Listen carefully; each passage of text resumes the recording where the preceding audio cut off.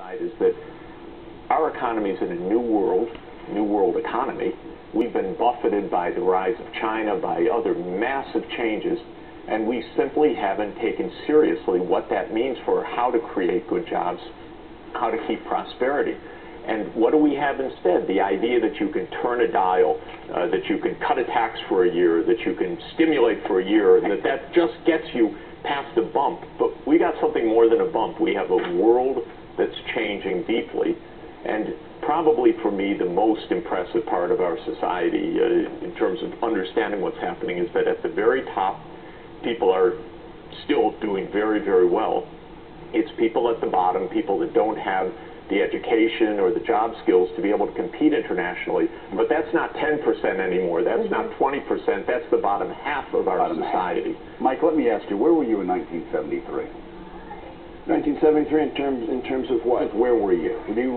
What were you doing in 73? I was writing a column 5 days a week for the Boston Globe. Yeah. I was making $75 per column without any health insurance. Do you know that in 1973, Dr. Sachs writes in his book, 1973 was the peak for the average male worker in America. If you adjust the numbers and everything, that was the peak.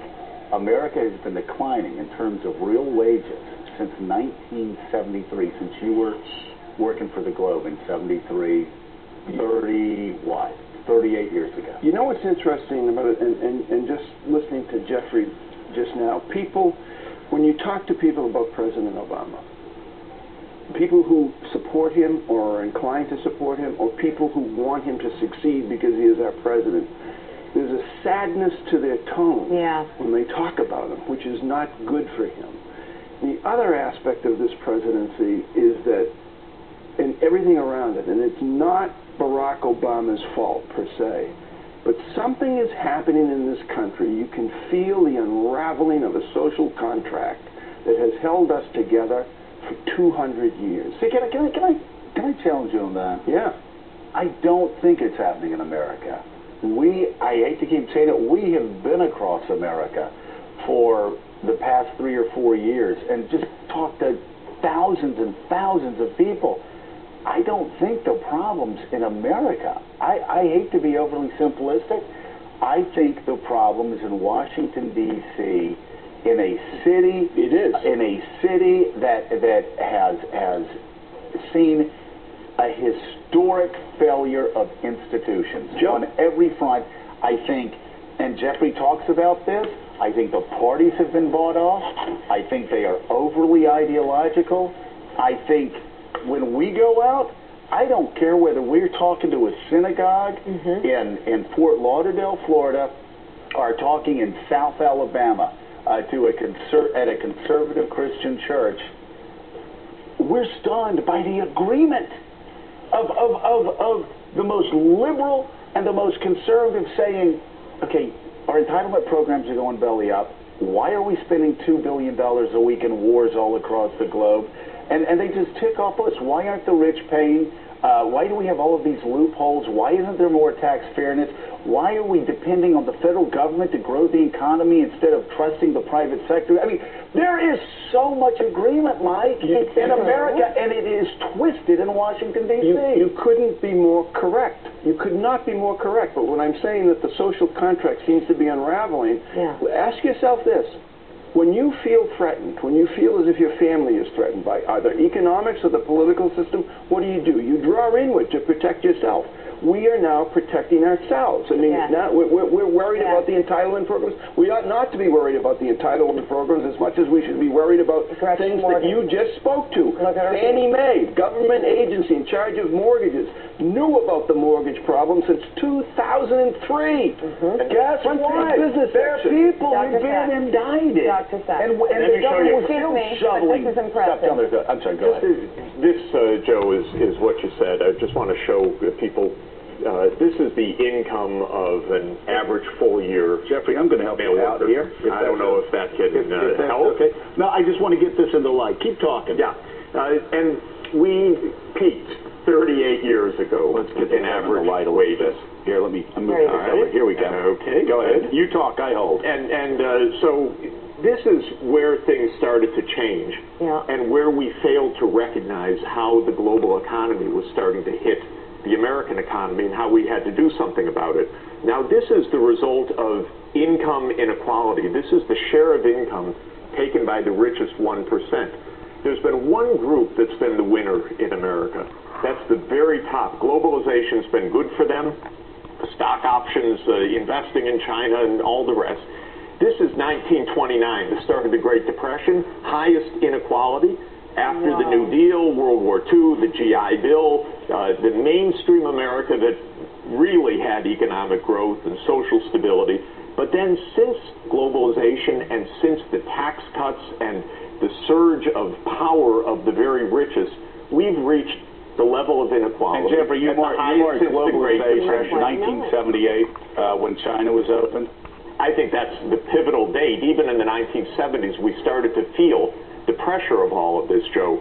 And what we didn't do as a society is we didn't react to it in any sensible way. What happened is the rich got richer, and then they used their political power to get tax cuts, to go for gimmicks, to boost their incomes, to get the Cayman Island tax havens.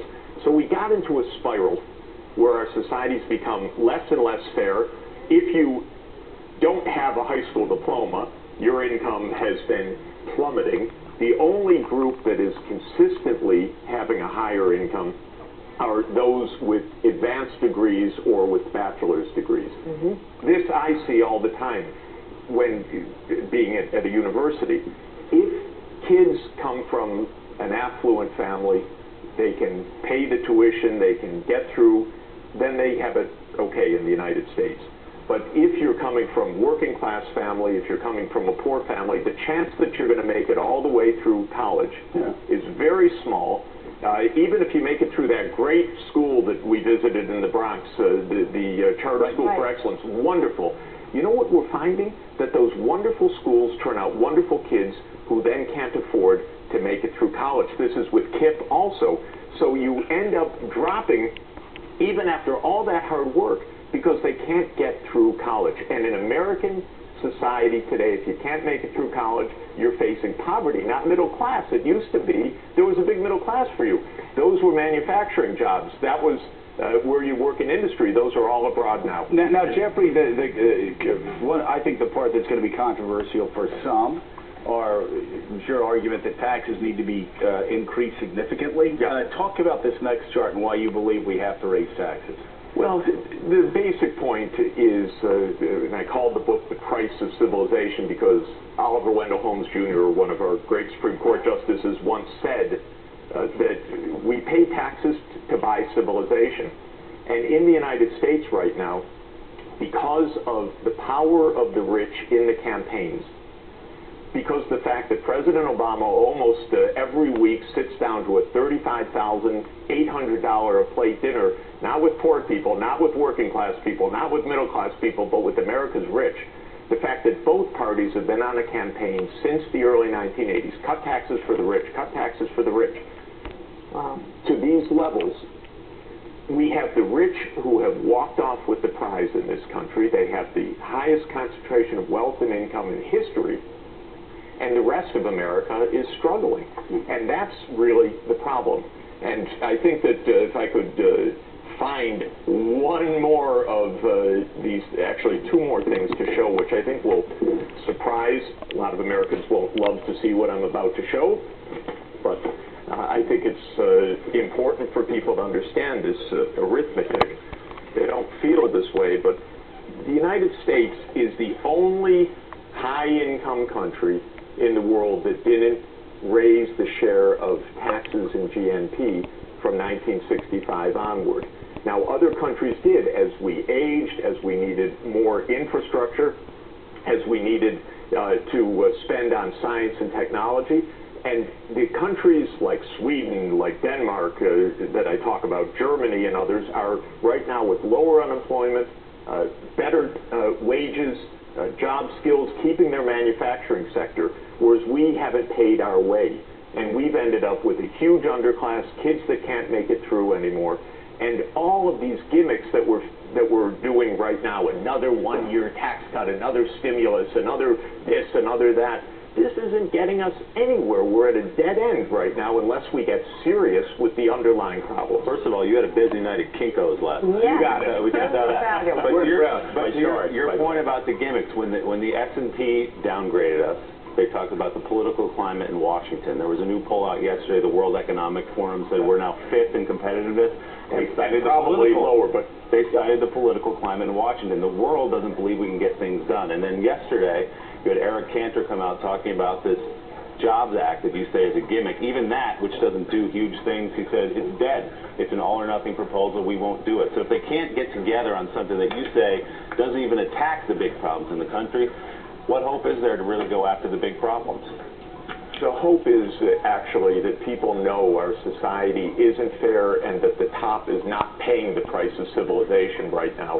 That's unfortunately why we have protests now all over the country, not just down on Wall Street, Yeah, but it's spreading throughout the country. I was down there yesterday quickly. I'll tell you, you come away from there, people know productivity increased over the last 15, 20 years. We're the most productive country in the world.